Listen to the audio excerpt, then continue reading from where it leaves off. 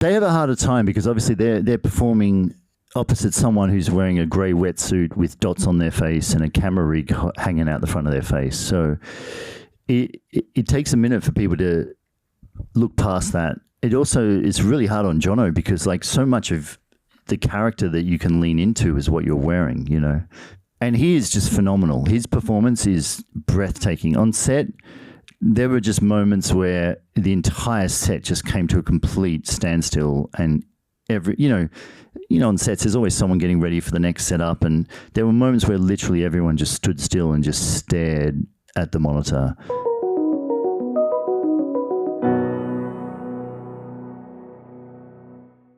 So I think this is especially a fun film to talk about here, but I think where I want to start with it, just sort of reading about the film a little bit, is that it actually sounds like your relationship with Robbie starts more during the Greatest Showman time. Yes, that's correct. So could you tell us a little bit about how you came to befriend Robbie Williams? So when we were doing Showman, Hugh Jackman didn't matter what we were talking about. When we were talking about P.T. Barnum, Hugh Jackman was he would just always reference Robbie Williams. And I was like, you can choose any person in the world, but you're choosing Robbie Williams. And it wasn't just I'd say something like, you know, PT's in the middle of the ring and he's just got the audience in the palm of his hand, and he'd go, yeah, like Robbie Williams. And I'd be like, what? And then I'd play him a song and he'd listen to it and he'd sort of nod for a bit, and then he'd say, yeah, but doesn't have that sort of let me entertain you sort of feel. And I'd be like, yeah, Robbie Williams again. So anyway, Robbie Williams was just a forever reference for Hugh, which in hindsight I do get. It's like, you know, who's our modern day showman, and if you grew up in Australia, not so much here in the States, but Robbie Williams is kind of a big deal in Australia. So I get what he was saying. It's just that it kind of caught me by surprise. Mm-hmm. Anyway, there was a moment in time when we were about to go into the music, and you know, Hugh had a lot of people in his ear, and he's sort of started losing faith in the songs. And he called me one weekend and was like, you know, I think we're going to have to start again on the music. And we were about to go into production. So I was like, what? And he's like, you know, a musical lives and dies on its music. And I was like, I'm well aware of that. That's why we've been working on this music for 6 years. and anyway, at the end of that phone conversation, which was terrifying, because I thought if it gets to Monday and Hugh tells the studio this, you know, there is no film. So my first thought and only thought was, I've got to get to Robbie Williams. So I don't know Robbie Williams. I met him once at a party, but I mean, I didn't get his phone number. But I did know that my lawyer, Bob Wallerstein, his daughter Casey, is best friends with Ida, and Ida married Robbie Williams. So on a Saturday, I called my lawyer and was like, Bob, you've got to go meet me a meeting through your daughter with Robbie Williams tomorrow. It's really important. And Bob was like, not sure I can do that. And I was like, you have to do it. So anyway, I got the phone call back. Rob's agreed to see you at midday. You know, I go up to one of those gated communities up in the Hollywood Hills. I knock on his door, and he answers in his boxer shorts, and he looks like he's just woken up. And he goes, sorry, what is it you want? And I said, thanks for agreeing to see me. I'm working on an original musical. It's very theatrical and pop style of music, so it's kind of your style. And I'd love if I could just tell you the story and play you the songs. It'll take about 40 minutes. And he's like, look, the kids are up. Why don't we go downstairs? I've got a recording studio. You can play it to me there uninterrupted. I was like, great. So that's what we did. We sat there, I pitched the whole film, I played the music, and at the end, I said, look, the only thing more bizarre than me showing up at your house on a Sunday is what I'm about to ask you now. And that is, it's one thing for me to say to Hugh Jackman what you think of the music. It's something completely different for you to tell him yourself. So I just pulled out my phone and went, do you mind if you just talk into the phone as if you're talking to Hugh Jackman? And he went, sure. So then I hit record, and what he said is better than anything I could have written. He basically said, I've been working on an album for the last year and a half, and I would scrap that album to sing these songs. And he was so effusive to the point where he basically said, if you don't play this role, I will play it. He actually said, if the two of us were drinking tea, for example, I would bludgeon you to death with a teacup to be P.T. Barnum, was his words. And I sent it to Hugh, and then he called up, and Hugh was like, all right, let's do it. So, yeah, without that video message, there may be no Greatest Showman. That's so wild. Yeah. And I mean, I think just now hearing sort of Robbie's aspirations of possibly bludgeoning Hugh for that role, you get into this relationship with him that evolves into this idea that maybe there's something here with Robbie. And we just saw what that was. Clearly, it's not Robbie in the way you would expect to see him in a story that recalls his life.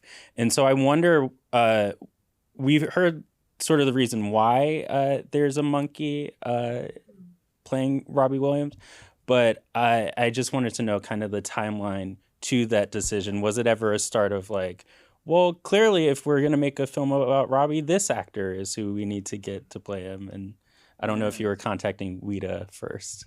No, yeah. So interestingly enough, the conversation with Rob and my desire to record the conversation with him is kind of just as a storyteller. You're always enamored with people who are either a great storyteller or B, have a great story to tell.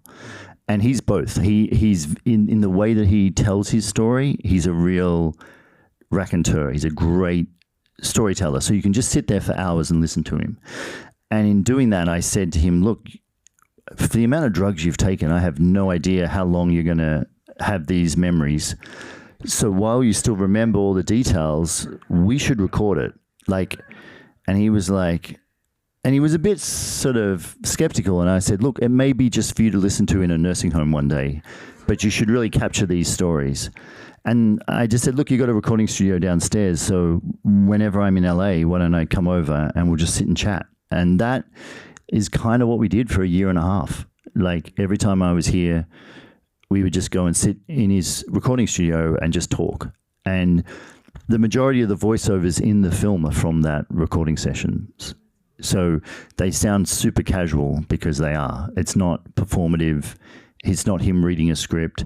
The most difficult voiceovers in the film are the ones that we had to do for narrative reasons and then try and match that same delivery. Outside of even just the central character being motion capture, there's not sort of the idea necessarily in some, especially music biopics, of like trying to cast as many lookalikes as possible, or like these cameos that pop up sometimes. And I wonder as well, I saw something where you said kind of a biopic also lives and dies by like the central performance. And so when you make that decision to go motion capture and have Jono as the lead, how does that change, sort of like dramatically shift everything around the filmmaking, whether it be casting or how he's interacting with his castmates? And yeah, they have a harder time because obviously they're performing opposite someone who's wearing a grey wetsuit with dots on their face and a camera rig hanging out the front of their face. So it takes a minute for people to look past that. It also is really hard on Jono because like so much of the character that you can lean into is what you're wearing, you know. And even if it's just, like physical gestures and stuff, it gives you a certain, so many actors are very particular about the costume design because it is so much of their character. And he doesn't have that to work with.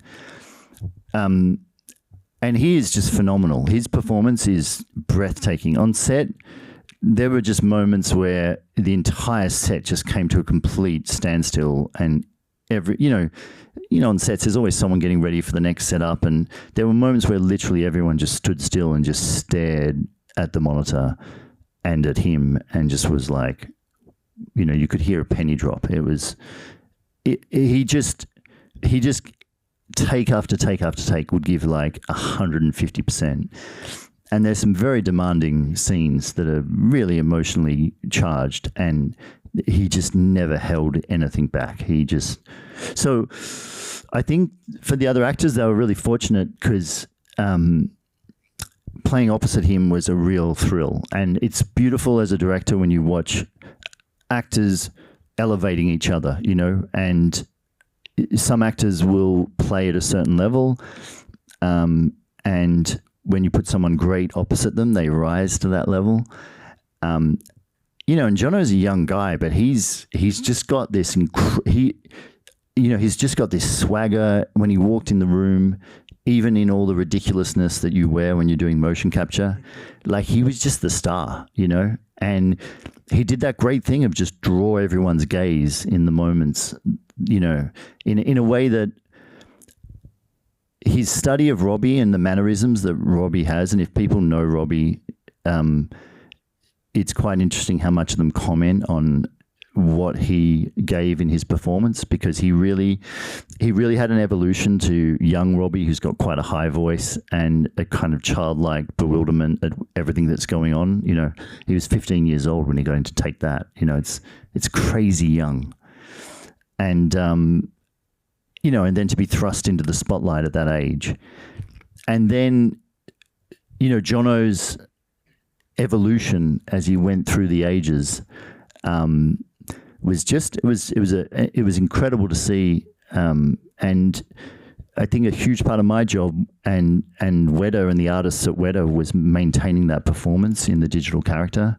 And I think, to be fair, it's some of the best work that Weta have ever done in terms of, I obviously firsthand saw the performance, and then I saw what they did digitally, and the subtlety in the nuance down to, Adam's apples as he swallows, and the pupils of his eyes rolling from left to right when he shuts his eyelids, like the craziest detail they managed to maintain. And I think that is both a credit to the artists, but also their love of what Jono was bringing in his performance. And Jono came over to do some motion capture, and all of the Weta artists who were working on the film, it was kind of like having Brad Pitt visit, the post house. They were just so excited.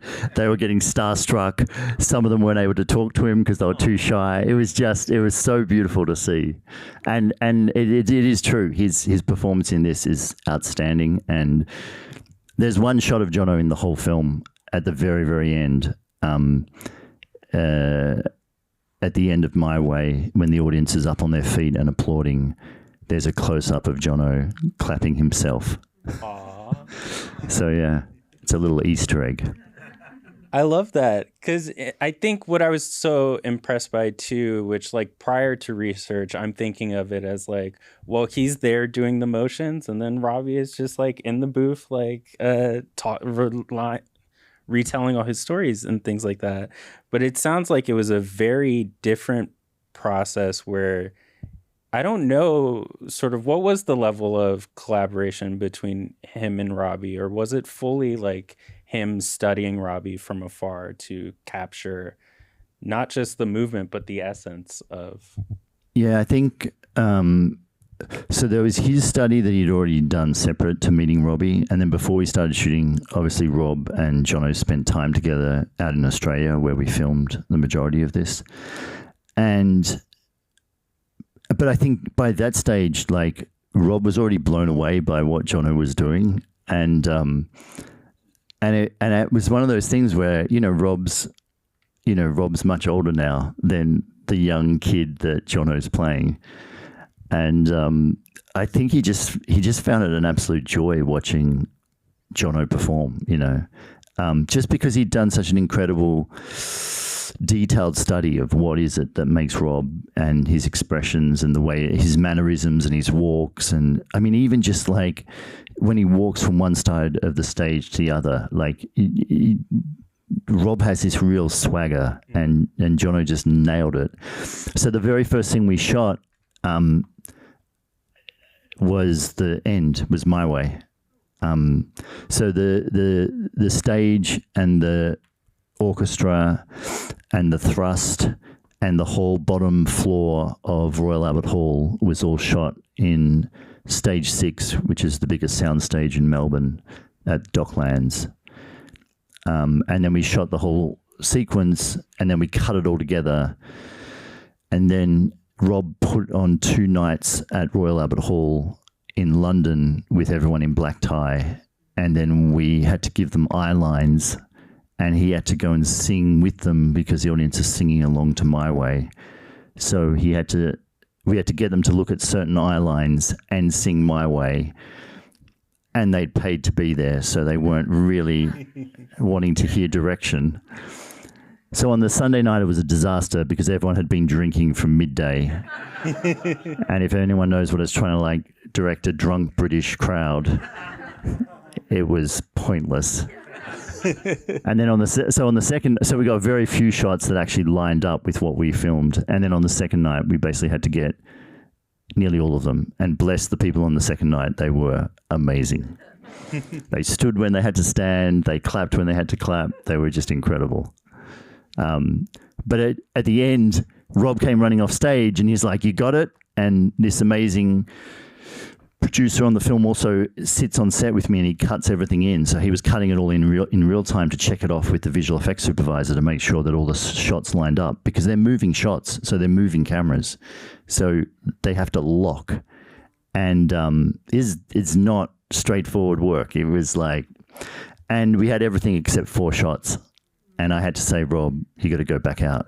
And he goes, "What do you mean?" And I go, "You've got to go back out and sing My Way again." And he goes, "I just sang it." And I go, "I know you just sang it, but we didn't get all the shots." And he literally was like, "Are you going to make me go out and sing My Way a second time?" And I go, "Yeah, they'll love it." It's like an encore. Get out there. So he got out there. And then to make it more interesting for himself, he climbed out into the audience, because the reason we had to do eye lines is because the stage that we shot on had this long thrust, and he's at the end of it for most of the performance. But at Royal Albert Hall on the night we were performing, there were seats all the way through there, so we didn't have the thrust. But Rob had to make it more interesting for himself, singing My Way a second time. So he climbed over the audience and ended up being their eye line, standing out in the middle of the crowd, which actually resulted in some really great reactions. Yeah, so, credit to him. And credit to him in that I don't know many people who would let you tell a story where in so many scenes he does not come off that favorably. Yeah. But that's life, and I think it's a much more honest film as a result of him allowing us to, show those darker sides, Yeah, and we definitely see that a bit as well in the Take That years, which this film gets really into. I think it's hard enough forming a boy band or telling a boy band story. I think the added element of Jono in the motion capture probably creates a unique experience. And so what was it like kind of finding that cohesion with this group that's supposed to be sort of performing at the top level of... Those boys were amazing. They really did gel. Like, they've got a WhatsApp group to this day, and they all like still text each other and send each other photos. Those boys came together and they really clicked. We had a lot of rehearsal, and they really clicked in rehearsal. And then also the first shoot that they had together in the first week. So the first week we had to do the finale, and the first week Rob put on 2 nights at Rod Laver, which is a big arena in Melbourne, Australia. And so he packed that out for 2 nights, and we took over those concerts. And basically Rob said, look, there's going to be a bunch of Take That boys coming up here. I want you to go crazy as if it's me, age 16. And then Relight My Fire would start, and the boys would come up on the thrust. And people would go crazy. And then they would sort of see one of the Take That boys in a grey suit with dots on his face. And they were sort of like, what is going on? You know, because we didn't really explain that. It's a bit too much to start explaining that in the middle of a concert. So, but that's again why that there's such an energy to that stuff, because the boys are literally freaking out. They're like, there's not much acting going on. They are literally on a stage in a packed stadium with a crowd going crazy in front of them, dancing as if it's very early on in their career. And they are just jacked on adrenaline. I mean, you look at those guys in those sequences and their eyes are just like this. So, yeah, it was very real. It was also very real trying to capture all that mid-concert. It definitely was. It was a lot. There's a lot of cameras, and the crew were incredible. The crew were just amazing. Okay. Just as we wrap, I think Just as we wrap, this is just getting fun. I know. I could hear stories about this all day, but I think just there's a central performance to this that is a unique performance, and I wonder sort of why do you think you would maybe recommend any actor sort of give that a try of this motion capture world, and what is sort of a different part of performance that it may bring out that maybe would build up their skill set?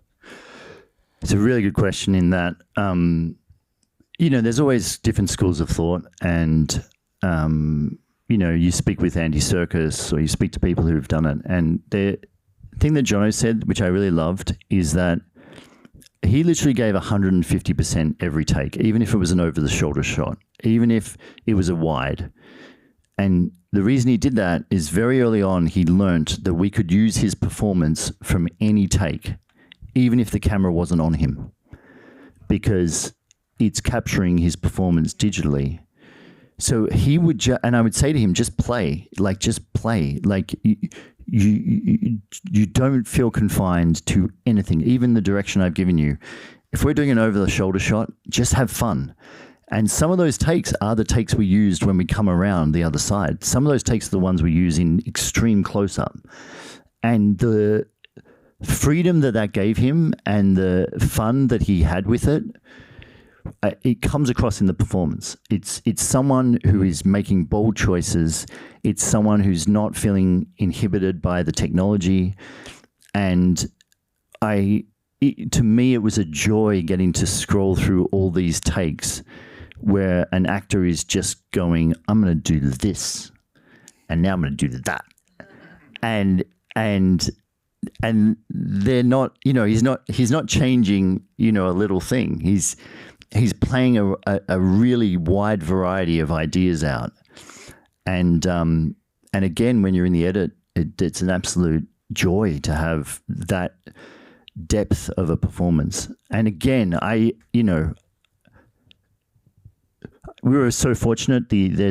All the actors in this were just amazing. And I was so fortunate. Kate Mulvaney, who plays his mum, is on the screen for this long. She's an amazing actor in Australia. She's done a ton of theatre. She is so unbelievably talented to be able to make you care about her in so few scenes with so few words.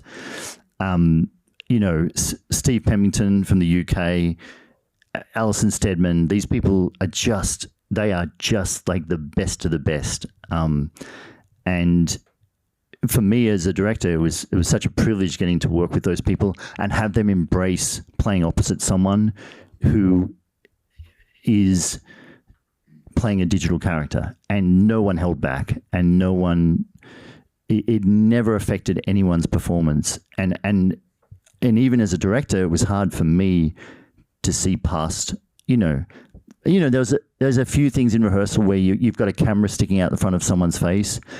And again, if ever there was a moment where that camera was getting in the way of some intimate moment between, you know, say Nicole and Rob, like Rachel Bannon, who plays Nicole, again, just the chemistry between the two of them was so beautiful. And Weta would just forgo the head cam and just rely on the witness cameras around. And again, that's creating a way more work for them. But if ever the technology was getting in the way of a performance, they would just pull it. They would just say, get rid of it. So again, it was wonderful to work with people who were giving so much, but it was also incredible to work with people on the technology side and the visual effects side who cared more about the performance than anyone else and cared about maintaining it. So that was a joy because, you know, this film was 2 years in post. Yeah. It's a very long time. Well, we're glad we finally got to see it. Thank you so much for joining us, Michael. Thank you. Thank you so much for Thanks joining for coming. us.